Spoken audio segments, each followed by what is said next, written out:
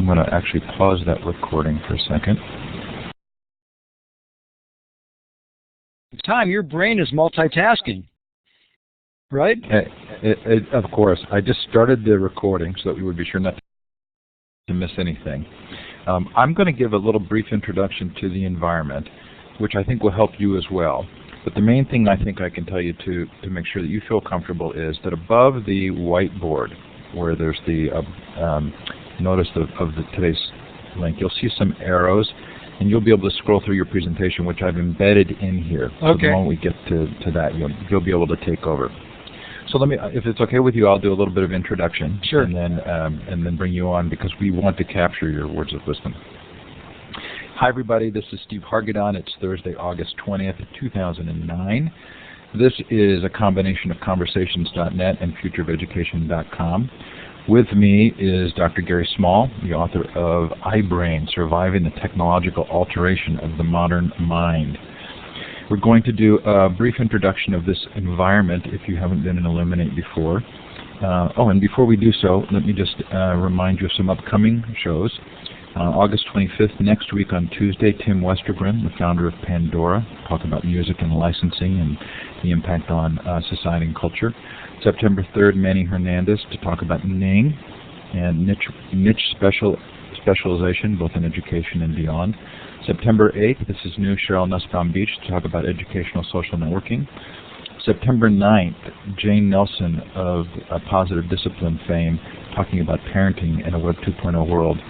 September 15th, Ann Galerin about e-twinning, the program in Europe for combining classrooms. September 22nd, John C. Brown. October 6th, Dennis Litke on Big Picture Schools. Still to schedule but committed are Clay Shirky, Doc Searles, Dana Boyd, Tim Magner, David Thornburg, and Esther, whose last name I really need to learn to pronounce. If this is your first time in Illuminate, I want to make sure that you know how to use the tools here.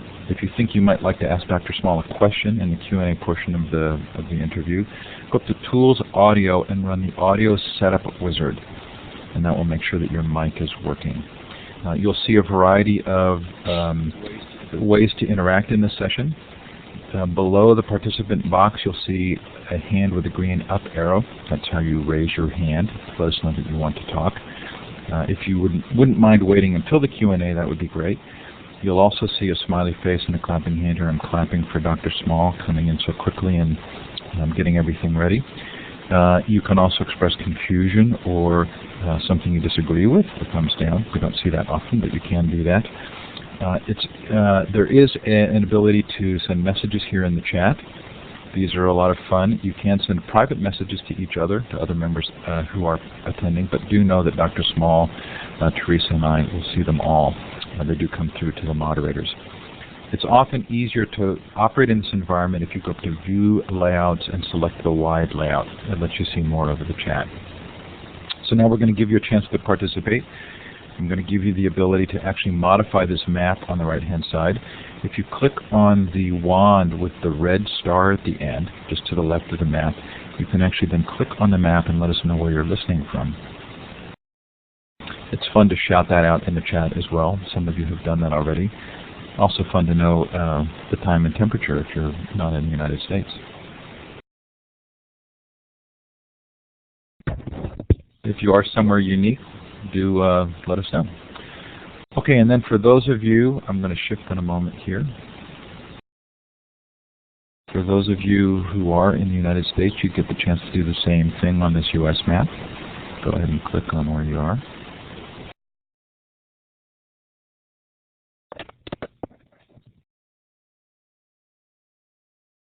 A nicely geographically dispersed group in the U.S. tonight. That's a lot of fun. Okay, so it is a pleasure to introduce Dr. Small. I have with me also tonight Teresa Becca, who is my co-host / intern for the Conversations.net interview series. Thanks for being here, Teresa. And Dr. Small, thank you for being here. Could you start by giving us a little bit of an introduction to your background and how the book came about, and then we'll let you launch right into your PowerPoint. Sure, I'd be happy to do that, and I'm hoping everyone can hear me. If you can't, I guess put one of those little thumbs down or send me a message, because I think When you were talking, Steve, a moment ago, there were moments when your voice blocked out. Is that an error at my end? Well, no, that could be an error on my end because I'm using a less than high-quality microphone since I'm on vacation and didn't bring my best mic. So I apologize if you only heard portions of me. But thanks for bringing that up. Okay, so let me, this is great. We have 77 hands raised, 77 participants. Fantastic. This is such a pleasure to be invited to this conversation and to begin to answer Steve's question. I've been working in psychiatry and neuroscience for over 2 decades. And during that time period, I've studied the aging brain. I've tried to understand what happens to our brains as they age. And during that process, I've developed a lot of technologies. I've worked on brain scanning technologies that have allowed us for the first time to see the evidence of Alzheimer's disease, amyloid plaques and tangles in living people. And so I'm sort of a tech geek because of that. And at the same time, I've noticed how other forms of technology have insinuated themselves into our lives.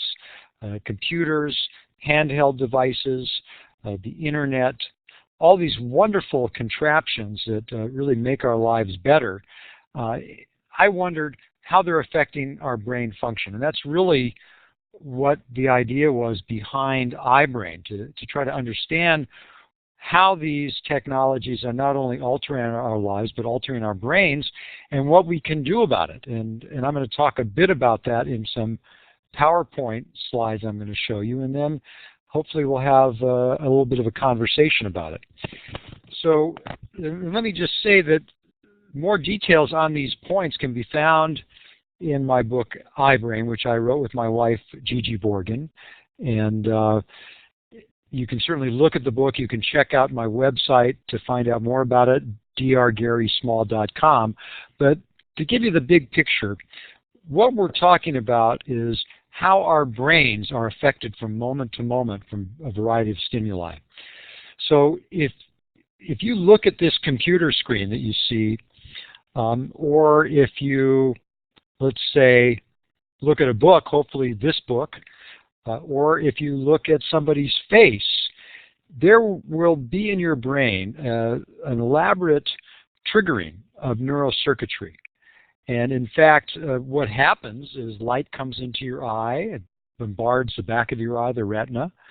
Neurotransmitters and chemical reactions are tweaked, and the information is transported along synapses, which are connection sites between various neurons in the brain. And we can study these different processes. These are PET scans, some actually early PET scan images showing what happens if you hear a particular word versus seeing that word versus speaking the word or generating the same word in your mind without speaking it. You could see very different neural circuits are tweaked as a result of those experiences. Now, we know that if we spend our time activating certain neural circuits over and over again, those neural circuits that control that experience will be strengthened. If we avoid certain neural circuits or certain experiences, the neural circuits controlling those experiences or mental tasks will weaken in a sense. And I think what is happening today is that we're spending a tremendous amount of time stimulating our brains with the new technology, and it's going to have an effect on how our brains evolve. And we know that as we advanced as a species, our brains essentially got bigger. There's no dispute about that among scientists. And we also know that there have been some major milestones in brain evolution. For example, you see here a Neanderthal holding a handheld tool, and that was probably a major breakthrough in brain evolution, where we had an increase in the size of the frontal lobe. We had, at the same time, grammatical language and social networking develop. And if you think about it, to develop a handheld tool, it really involves complex reasoning and planning skills. And that's really where we had coevolution of these other activities. And the question you might ask is, what will happen with this new handheld tool, the mouse, which in the future will probably become obsolete. We probably won't use a mouse. We'll have brain-computer interface technology, and we'll just think about things to operate our external hard drives. But what does this have to do with evolution? If we think about natural selection and Charles Darwin, and he taught us that genetic variants that adapt the best to a particular environment are most likely to survive. And that explains in part the tremendous diversity of our species. So think about it. Hundreds of thousands of years ago, this was the environment that our brains adapted to. What will happen with this new environment? How will our brains adapt? I think that is the big question. We don't know what will happen, and it may turn evolution upside down, as we see in this cartoon.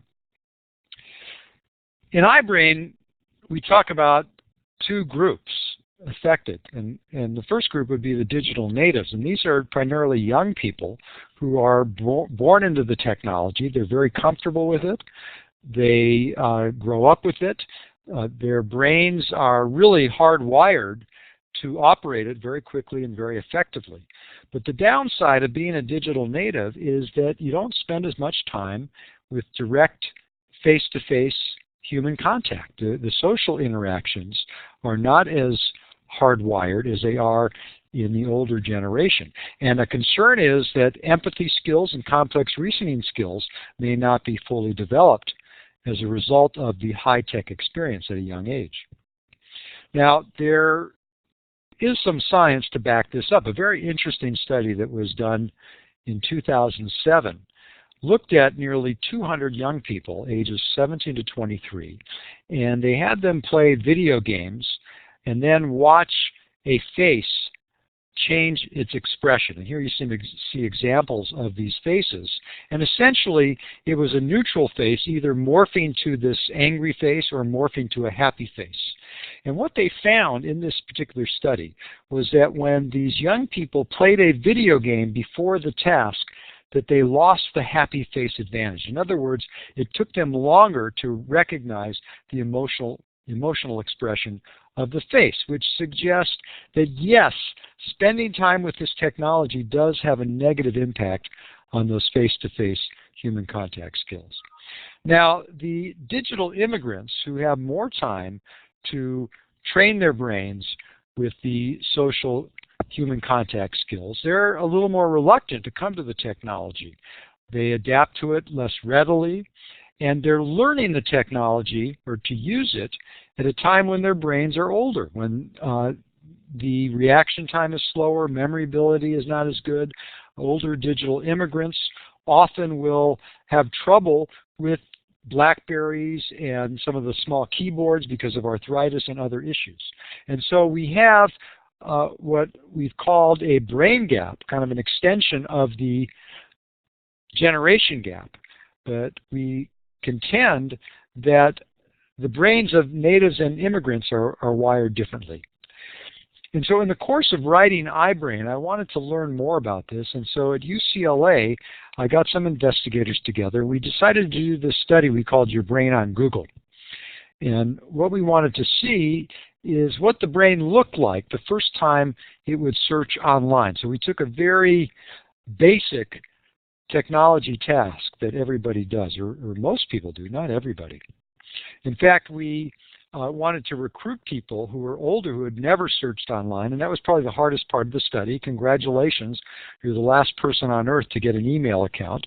You couldn't recruit these people online, so we had to use word of mouth and have newspaper ads, but we finally did find a group of what we called 12 internet naive people who were on average 65, and we matched them up with 12 people who were internet savvy, about the same age. These were relatively educated people. They had several years of college. They were mostly women, and for all we could tell, they differed according to how comfortable they were with computers and with internet searching. Now, to do this study, we used functional MRI, and anybody who's been in an MRI scanner knows it's a pretty narrow tube. You can't get a computer in there. And so what we did was use these specialized goggles that you see in this image. And so people wore these goggles, and we presented them with different images. We presented them with, say, a bar, and we said, now pay attention to this bar. And we could measure their brain activity while they paid attention and factor that out. We could control for reading a book page. And here you see an example of one of these book pages. And then we could compare to reading a book to, say, searching online. We had these simulated internet pages, and then we had the information on the internet pages, and we had a little keyboard where they could operate a mouse, a simulated mouse. And so we were able to compare several things, and you see the basic results in this study. You can get the actual publication in the American Journal of Geriatric Psychiatry. This is what we found. We found that in the internet naive people, when they read the book page, you can see certain areas of the brain represented by the blue in the upper left image.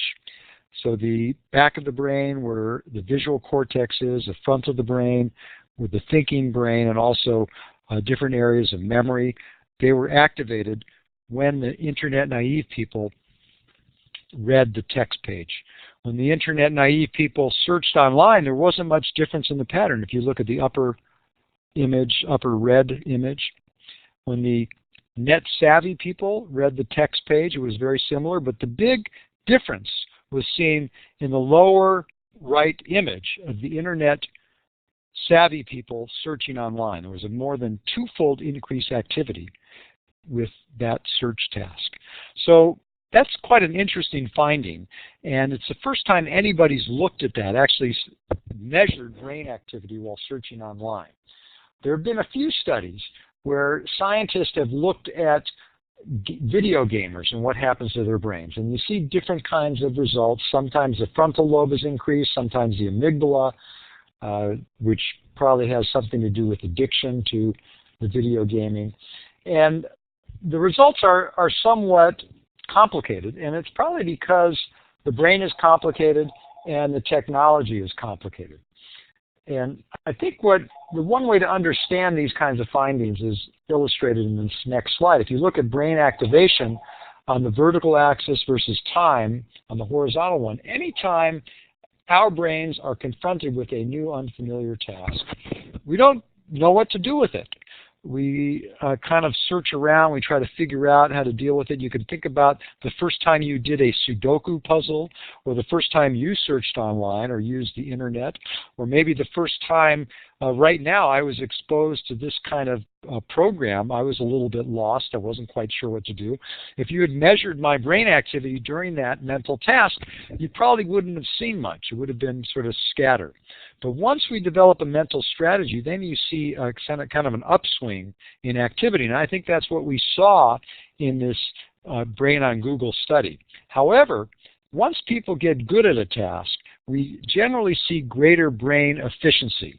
So we see a decrease in the activity as a result of it. And that you see in the other end of that U-shaped curve. So I want to conclude. I want this to be a conversation. I didn't want to take up the whole time. But, I want people to know that I'm not negative about technology. I love technology. There are some challenges. I mentioned the decrease in face-to-face communication skills. There's also the problem with attention deficit. There's a problem with addiction. But there are some positive aspects of it. We know that surgeons who play video games make fewer errors in the operating room. Also, teenagers who use the technology a lot have improved visual attention and reaction time. And so we need to balance what we're doing online, and we need to balance it with offline time, because we know that we can train the brain through psychotherapy, or we've done studies with healthy lifestyle where we can increase brain efficiency in the frontal lobe. And in finding that balance, we need to upgrade the tech skills of the older generation, and we need to help younger people with their social contact skills, the digital natives. And I think that's really going to be the key in bridging the brain gap. And I want to also, in addition to, again, mentioning my website, drgarysmall.com, I see, when I looked at the map, there are not a lot of people in Los Angeles, but those of you in Los Angeles may be interested in finding out about our UCLA Technology and Aging Conference, October 30th. And if you go to aging.ucla.edu, you can find a link to that conference, and we'll talk more about these kinds of issues as well as a lot of ways in which technology is improving our lives as we age. So at that, I want to open up the lines for conversation, and I was concentrating just now on giving my talk, so I wasn't looking at all the different comments going on here, but I'll turn it over to Steve to help me at this point. Thank you very much for your attention. So that was a terrific overview, and really appreciate how well you did that, and then how quickly also to leave time for questions. If you've got a question, please feel free to start putting it in the chat or to raise your hand and ask the question by microphone. If you are going to ask by mic, do go up to Tools Audio and run the Audio Setup Wizard to make sure your mic is working so you can do that quickly.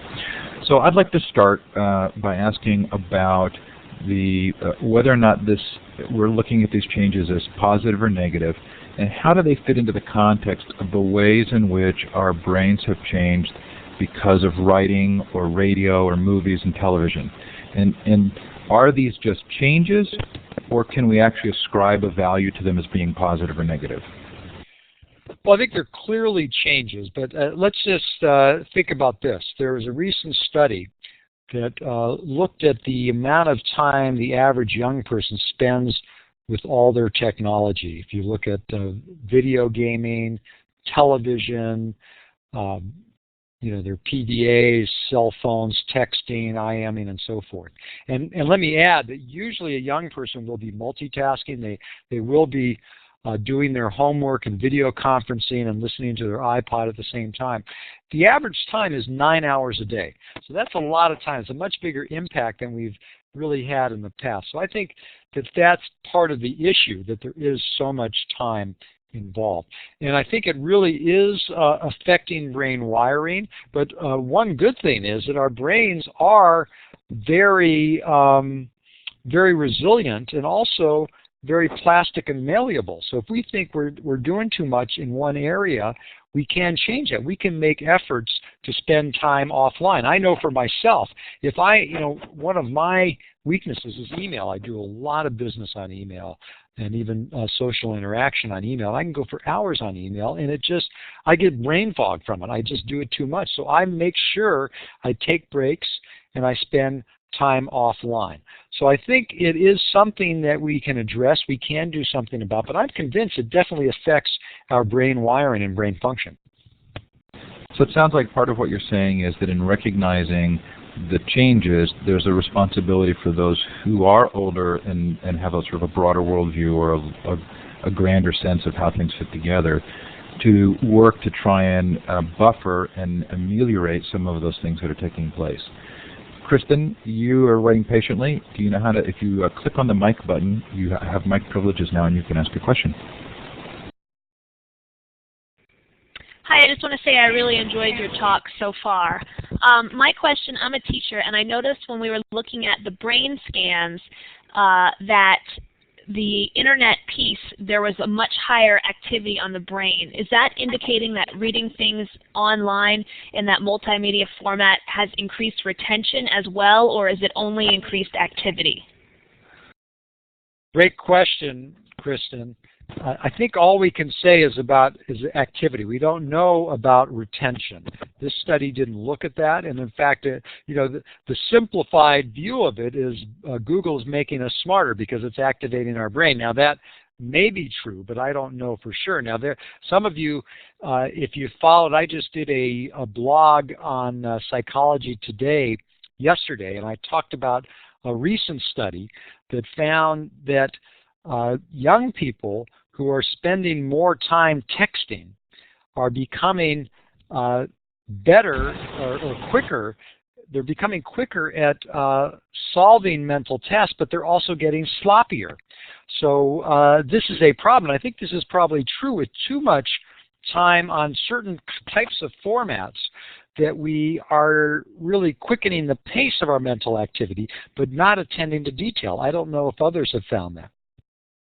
Thank you. That's very helpful and very true, I think. Thanks. So Marta's asked the question in the chat, Dr. Small, how might these findings inform strategies for delivering educational experiences to digital natives? Well, I think it informs us a lot, and I've been speaking at a lot of schools, and I have a lot of talks coming up in the fall at different schools around the country because educators are quite concerned about this, they're quite interested about it. They have a whole generation of digital natives who are frankly bored by the talking head of the traditional classroom teacher. And I think what educators need to do is they need to become innovative. They need to bring in the technology because we have a whole new generation that is used to this rapid multitasking pace. And this is really what gets them going, what gets their interest going. So I think we really need to be mindful of that and to not dismiss it. Because the technology train is way out of the station, and we're not going to stop it. We really have to jump onto it and really try to be innovative about it.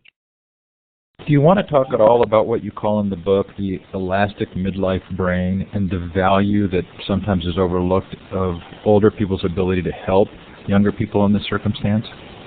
Yeah, I'm glad you brought that up because, you know, I have an aging brain. We all have an aging brain at a certain pace, and even young people are going through an aging process. They're going through pruning, which means that 60% of the synaptic connections in their brains are pruned away by the time they finish adolescence. So it really makes a difference how you decide to spend your time and what you expose your brain to. But I think the middle-aged brain has really gotten a lot of negative publicity. The upside of the middle-aged brain is that the white matter, the part of the brain, sort of the wiring that is insulated, which is the white matter, it's actually reaching its peak in middle age. So we middle-agers are really very good at putting together the big picture of trying to reason in a complex way, see the forest through the trees. We may not be quite as good at rote memory and recalling a lot of the details of information, but we can cut to the chase quite quickly, better than an adolescent. So Maria, I've given you the mic if you would like to ask a question.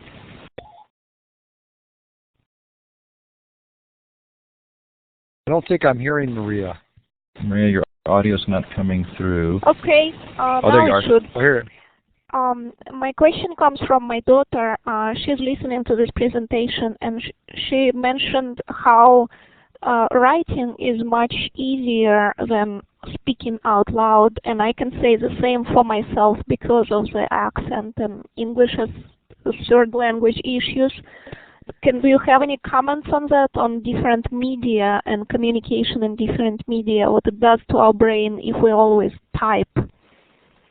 Well, thank you, Maria. That's a terrific question, and I think the choice of technology or communication device or program is dictated by the ease of use. And a lot of people, there have been some studies showing that people who have social phobias, who are shyer, will use the technology to avoid face-to-face discussions because it is more nerve-wracking and anxiety-provoking, and you have more control. And if you have a heavy accent, it's easier for people to understand you. What I talk about in iBrain is being more mindful about what kind of technology we use for the communication. I've seen these email conversations go on and on among 50 people where it gets very confusing. You don't know what people are talking about, and the best response is, let's talk, let's meet and solve the problem. Some issues are much better dealt with face-to-face or even on the telephone in a conference call than in email or texting or IMing. So I think we want, or sometimes we just get lazy, and I've done it myself, where there's somebody in an office just down the hall from me. Rather than get up and talk, I'll send another email or I'll send a text to them. So I think we really want to choose the best method of communication that's appropriate to the issue at hand.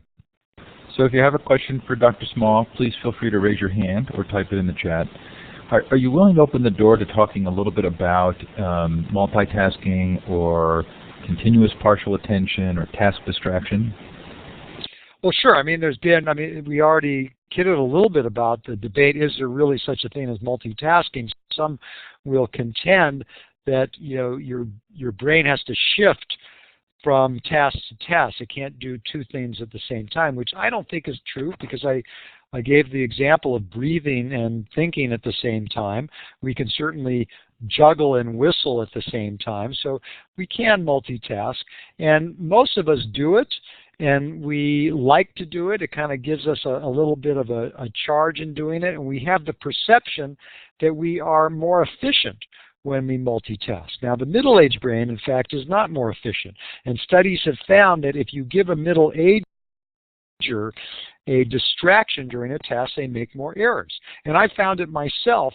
If I've had a big deadline with a grant or a paper, I'll just turn off all the devices, I'll focus on that paper or that grant, and I'll get a hell of a lot done in a short period of time. So a young brain, I think, is probably better at multitasking. It's trained at it more, and it's more malleable to learn how to do it.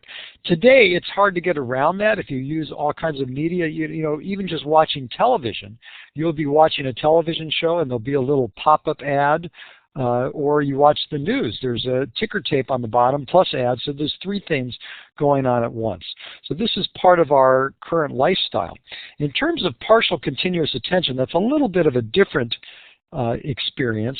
That's what we all seem to do with the technology. I'm sitting here right now, and the phone was ringing, and while the phone rang, I looked to see who was calling in, or my PDA might go off.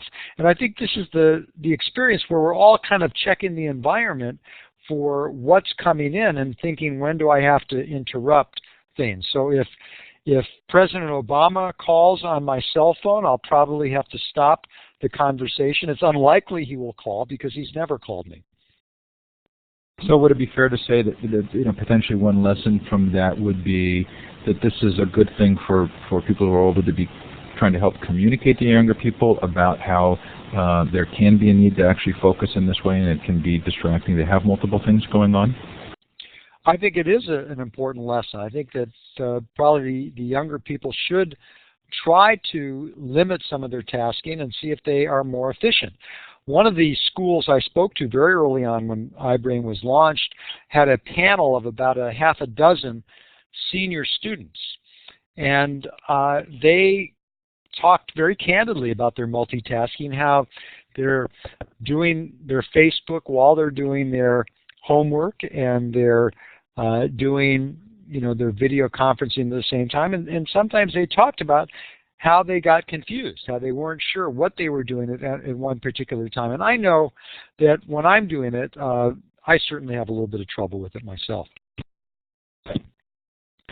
So something occurred to me as I was reading the book, which is that for those of us who've become active participants in the Read Write Web, blogging or social networking, and are definitely in the middle-aged category, it feels as though our relationship to learning has changed and that our brains are actually changing.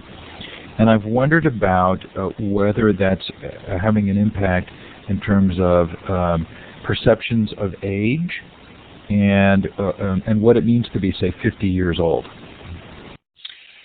Well, I think that this is where we like to talk about the brain gap, exaggerating the generation gap. That what this technology has done is so remarkable. It's taken everything that we know about our lives and sort of put it into high gear. So, it's unbelievable what the social networks do today. That I see my daughter with her Facebook and how quickly the kids make plans and take care of things and communicate.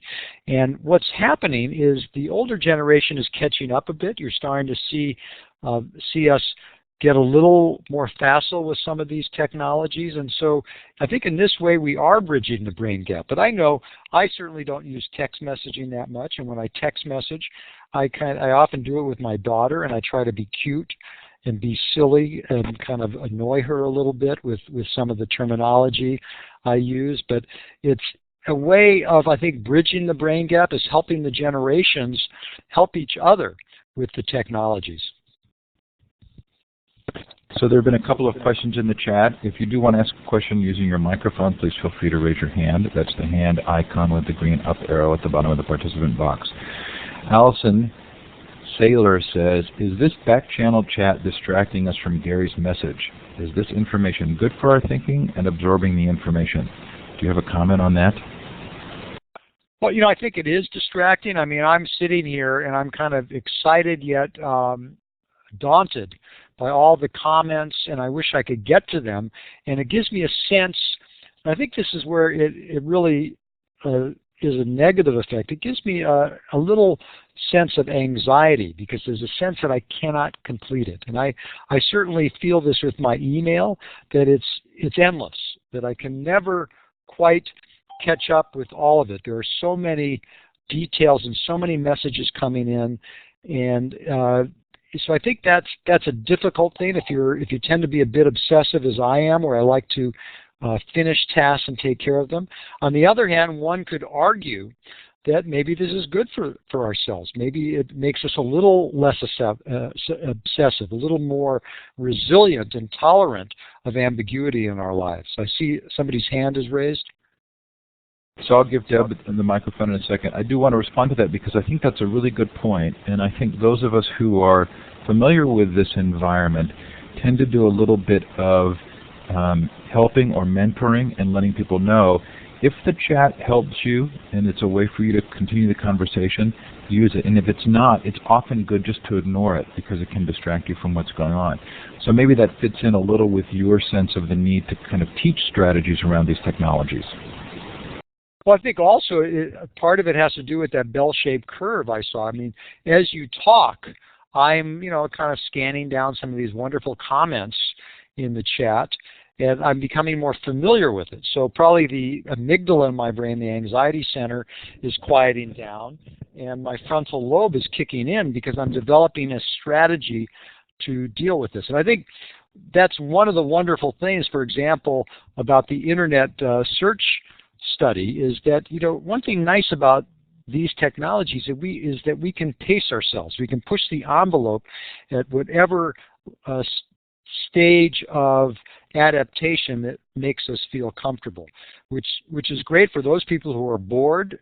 I know for me, I tend to get bored just sitting in a classroom listening to someone talk unless they're a really compelling speaker. And what you find today in the classroom is everybody's looking at their handheld device. So Deb, I've given you the microphone. You have to click on the microphone button in the audio box to turn your mic on, though. Thanks, Steve. Dr. Small, I mentor my 87-year-old father with technology, and he's a very bright man. He graduated from Cornell. But what I find is that he's extremely slow and unable to really grasp it. It's almost like he has a learning disability that I would equate to the fact of him not being technologically savvy. And it concerns me because I think that the elderly needs to be part of the technology world because it is the way it's our communication. So I'm curious what you feel about the elder folks in technology. And the other question I have for you, Dr. Small, can I start with that? Because being a memory expert, I'm afraid I'll forget the first question if you ask me the second question. So let me just start with that. It's a great question. And it's interesting to me because I was on the elevator today and I saw a colleague who had, a date book, and I just hadn't seen one of those for so long. And I said to him, "Wow, there's an old technology." And we were sort of joking about it. And I also reflected on my father, who's in his 80s, who, had absolutely no interest in doing anything technological until he was still working as a physician at a hospital, until they switched to electronic records where everything he did had to involve the computer. Well, guess what? He learned the computer within a week. So my point is, unless the person, regardless of their age, has a purpose, whether that technology gives them some kind of meaningful payoff, I don't think they're really going to get into it. And a great way to really get older people, grandparents, involved in the technology, and a lot of them start, is they start email accounts, and they start emailing with their grandchildren in other cities. So my suggestion is to give them something that really has meaning and fun in their lives. Well, he did. It was just the fact that it was amazing to me, for being such a bright, viable man, how I had to really address technology with him as if he was on an individual learning plan, or that he was a special ed person. I found it to be a learning disability. That was really what I was trying to address to you, that here he was so viable, and yet in a technological world that created a handicap for him.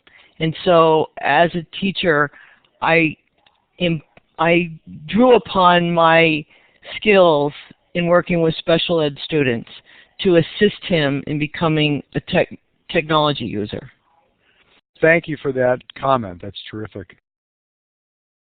Well, that's interesting to me, Deb, because I think one of the things that concerns me is that I have 4 children, and they respond differently to the technologies, and for some of my kids it's easier than others, and I worry that sometimes our focus on these technologies leaves some students behind who aren't necessarily predisposed to communicating this way.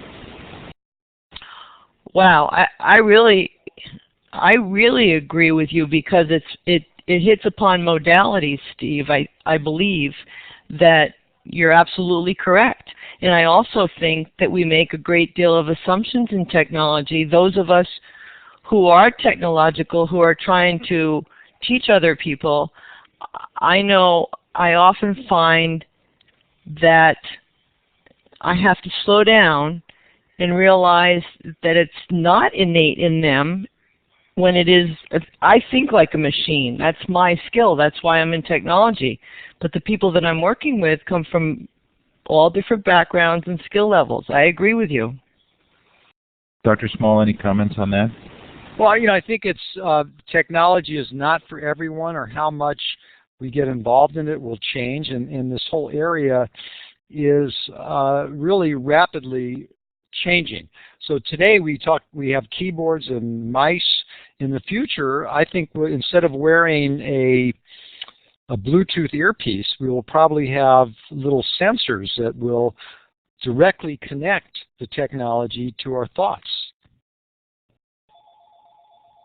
So I've gathered a couple of other questions, and again, if you have a question for Dr. Small and you'd like to take the mic, please raise your hand, the hand icon with the green up arrow. And I've gathered a couple of others. One in particular, a comment from Tim, who said, Dr. Small sounds like the old guy that doesn't understand young people and is trying to rationalize why things need to stay the same. I'm not hearing that from you, Dr. Small. Do you want to rebut that at all? Yeah, I would. Sure, I seem ancient to my kids. I would agree with that. It's all relative age, but I don't think that at all. I think technology is marvelous, and I want more people to use it, and I want really the generations to come together. But what I don't want is for us to lose our face-to-face human contact skills. I think it's, there's something about when you look somebody in the eye and you have a conversation and you can read the nonverbal cues, that's critically important. And I do have a concern that young people are not valuing that as much as perhaps they should. So Laura had a question, and Laura, I'm going to encourage you to type your question in since you don't have a microphone. I'd like to ask about what you call in the book the constant state of crisis, and which you refer to just briefly. Also, I think you say digital fog or techno-brain burnout. How real is this, and how pervasive do you think it is as a concern? Well, I think it's something that hasn't been studied systematically, and it's really from anecdotal experience, my own experience in talking to others. It is something real, that people really become less alert, less focused when they spend too much time staring at a screen. And it's not something like it's going to harm your brain permanently, but I think it does affect our efficiency and our ability to get the job done. So Laura's question that she typed in was, do we have brain images of younger brains showing activity when using the internet? We don't have those studies yet. The Brain on Google study was the first of its kind, and we're hoping that it will stimulate more research in this area to see how a young brain differs from an old brain. So I have a couple of other questions from the chat, but Deb, did you raise your hand again, and did you want to take the mic? Well, I really quickly wanted to know a little more, Dr. Small, about the technology. I didn't read the book, I apologize, but tech burnout. And is it just taking time out from tech that helps you come back? Because like I would love to Twitter and do all of these things, but there's a part of me that just thinks like, oh my God, I don't know that I can do it. Well, I think that, the first part of the question, it's an individual issue. I mean, some people just can spend hours and hours with the technology and they do just fine. Others are much more sensitive to it. There have been some studies showing in young people with learning disability or borderline autistic spectrum disorder that they are quite sensitive to exposure to technology, and it affects their level of irritability, their attention, and that's a problem. So I think the point of the book is for people to be aware of it and to think of how it affects them and to find balance in their own lives and to really spend the time away from the technology when they need to. So it looks like Teresa has a question. Do you want to go ahead, Teresa? Hi, thank you, Dr. Small. Can you hear me? Yeah. Oh, perfect. Well, actually, it's funny. I just got a million text messages because in my family, our latest native has just been born as of 20 minutes ago. That's exciting. So I'm already thinking like how we can help her. I would recommend no iPhone before the age of 1. Yeah, exactly. But actually, I was curious. I wanted to ask a question about if you've had any experience or any studies with different cultures or the different regions and countries. I know we have a few people listening that are from South America, and also I'm very familiar with the Asian market and how they're constantly evolving and using technology with mobile phones and online applications. Have you found any to be different studies between different cultures? There's not a lot that's been studied cross-culturally. We do know, however, that in Asia, they are much keener on recognizing the problem with technology addiction. This is still a debate in this country. The American Psychiatric Association, American Medical Association aren't so sure that people can actually get addicted to using the internet or email just the way they get addicted to a drug or to food. But in Asia, they're convinced that this happens, and it's a big problem, particularly among teenagers who appear to be addicted to video games. And they actually have boot camps and rehab centers specifically for these kinds of problems. The other thing that's quite interesting is that you do see the technology, the communication technology, penetrating into third world countries, into underdeveloped nations that are relatively primitive in terms of other technologies, but you still see cell phone towers and you see internet cafes that have reached around the world. Oh, yeah, actually, I've used them in Africa myself in 2001. So they didn't have running water at this location, but they had cell phones. That's remarkable. That's really Teresa, go ahead. It just shows you how powerful this technology is, how much we want it. I think it would be interesting, Teresa, also to look at, we interviewed Howard Rheingold on Tuesday, Dr. Small, and he wrote a book called Smart Mobs, and he looked specifically at texting in Japan and talked about the differences in their in the way they live their lives already, that they're in confined small spaces. So they actually go into large public spaces to do a lot of this activity, whereas in the United States, we do a lot of this activity in private. Interesting. So there are definitely these cultural differences that are really quite fascinating. So Tim had a question for you. He wanted to know if you allow laptops in classes you teach. Well, for me, I'm in the university, and it's a publisher parish, so I don't teach too many large classes. And I don't really set any rules, but I've got to tell you, when I do talk at conferences, I can tell when people are multitasking, and I can't really stop them. And I know what it's like. I have, for example, it's very difficult for me to sit through an entire day of a conference and not keep up with some of the correspondence on the computer. But it is disconcerting that you don't have people's full attention, and it's really hard for me to stop it. And I understand it, but I don't like it. I had a conversation with my 17-year-old daughter the other day, and I said to her, Rachel, when I'm talking to you and you're texting at the same time, I don't really feel that you're paying full attention. And so she looked up to me and she said, don't worry, Dad, I don't do this with my teachers, and then went back to her texting. So I think that's the unfortunate state of affairs we have. It's very interesting, too, because that use of the technology during a lecture can either mean I'm disassociated and I'm doing something else, or it can actually mean I'm looking up something that you have referred to. And I've often appreciated it when in that format somebody actually then raises their hand and says, hey, I just found a link on the web about this, and they make it clear that the work that they're doing is related to what's going on in the class. Well, I appreciate that too, and that's one of the marvelous things about it. You can always, rationalize it. Oh, I'm sure looking something up. They're reading one of my articles or something, or maybe even better, they're buying my book online as we speak. I'm sure several people have done that already. I hope so. I will say it's very interesting to me that even the act of reading a book for me has changed in the last few years. Interesting to me the degree to which these interactive technologies are affecting my life in places that weren't highly interactive.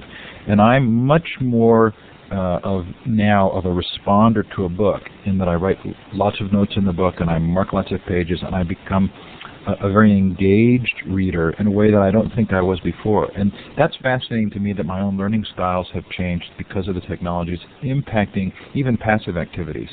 Well, I think that's a great point, and in the Brain on Google study, we made that point because we found the frontal lobe was particularly activated during the internet search. And the frontal lobe is a thinking brain. It's decision making, and you think when you're using the computer, you're really interacting. You're not just sitting and imagining things like you do when you read a book. So I think this is all good for the brain, and I'm very excited about it. So probably time for one or two final questions. Teresa says, can you mention some of the tips or ideas for offline brain training that you mentioned?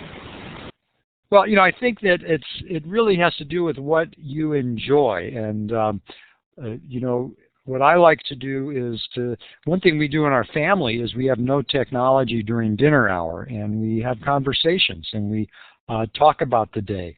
I like to do crossword puzzles and Sudoku, and now the New York Times has a Ken puzzle, which I enjoy. So reading, physical activity is tremendous. In terms of keeping the brain healthy, aerobic conditioning is probably the most powerful offline activity we have in terms of protecting your brain cells. So it can be meditating, it can be conversing, pretty much what you enjoy. Okay, time for one final question. While we're doing so, or waiting for that question, I'm going to give you thanks, Dr. Small, by using the clapping icon there. Thank you very much. Terrific job. A really enjoyable book for me. Loved reading it. I have portions that I plan to go back and reread, much as I plan on rereading the chat here, which we do publish as a part of this. We publish the audio, the full recording, and then just the chat recording, and I'm sure others will be doing the same. Please do remember, coming up, Tim Westergren from Pandora next week, and then you can see the rest of the schedule there. We've changed the format of our end-of-show survey, and now when you close out of the Illuminate session, the survey will come up in your browser, and we do please encourage you to fill that out so we can know how we're doing and ways in which we can improve the show. In the absence of a final question there, which I'm not seeing, Dr. Small, thanks so much. It's a lot of time to take out of your busy day. Very enjoyable and for us, and we really appreciate the time. Thank you, Steve, and thank you to everyone out there who joined us today. My pleasure. Thanks for coming, everybody. Have a great evening. Please do look the book up, iBrain, Surviving the Technological Alteration of the Modern Mind, a great read. Well worth the Amazon click if you're so inclined. And we'll see you next week online. And Dr. Small, you are welcome to just actually exit the program. I'm sure you have other things to do. Thanks for being here. Thanks a lot. No need to stay. Okay, thanks. Bye. Thank you.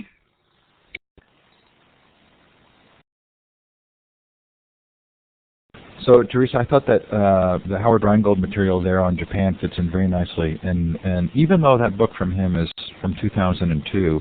Oh, no, I've read some of it. That was one of the reasons I wanted to bring it up from the brain perspective, I guess. Chris is asking, where can we find the recorded version? Chris, whatever link you used to come into the show, whether it was at conversations.net, futureofereducation.com, or Learn Central, the recording link will be posted within a few hours, the Illuminate recording link, and then the full recordings of the downloadable recordings, the MP4 and the MP3 and the text file for the chat will be available in about a day. Yes, so Tim, futureofereducation.com or conversations.net, and also learncentral.org, where if you would like, you can actually host your own webinar series. As part of my work for Illuminate, I'm encouraging this. I think this is a great technology. I'm hoping that others will get excited about holding webinars, and there's a public calendar and a public Illuminate room that you can use for free to do this. My Twitter address is Steve Hargadon, all one word. Although I need to warn you, I don't do a lot of twittering. I like twittering. I like Twitter as an announcement platform, but you will not find out what I have eaten for breakfast on my Twitter account.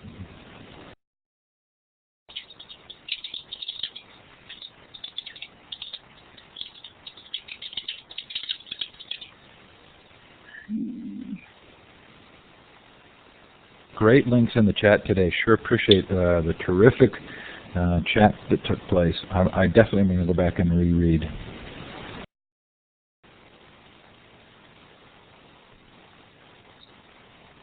So Laura, to exit, you just file exit, and the survey, the evaluation will come up as soon as you exit it out. And thanks everybody. In a couple of minutes, you do need to exit in order for the recording to process. So please, when you are done, just go to file, exit, or close the program down. Kate, I'm glad you found it interesting. Yes, it was a great chat today. Future sessions on math and technology. Always, but Maria Drujkova, who I don't know if she's still in the room. I'm hoping she is, so that she can promote her Math 2.0 series, which she is doing as part of LearnCentral.org. So go to LearnCentral.org and look for Maria, and you will be able to follow her Math 2.0 webinars, which will also appear in my announcements, the weekly announcements I send to Classroom 2.0 and LearnCentral.org. Maria's sessions are appearing in there. Chris, you just close the program out, or go to File, Exit. If you did want to download the slides from today's show, you can go up to File, Save, and you can save the whiteboard. Here I am. You can hear probably the motorcycle in the background. Here I am in this very hot room in Maui on vacation, but I didn't want to miss this show.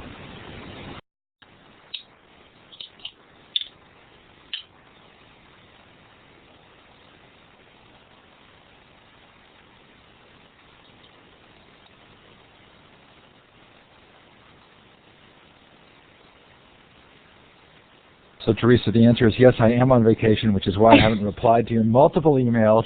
I promise you I'll get to them. I'm still on California time, so I'm waking up at 4:30 in the morning here in Hawaii.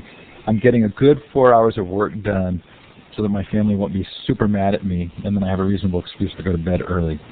But I apologize. Don't worry, I will get back to you. Chris, thank you. I didn't know it was different on the Mac, so thanks for pointing that out. Okay, so I need to kick everybody out. If you haven't left the room, I'm going to actually close the session. I'm going to turn off the recording.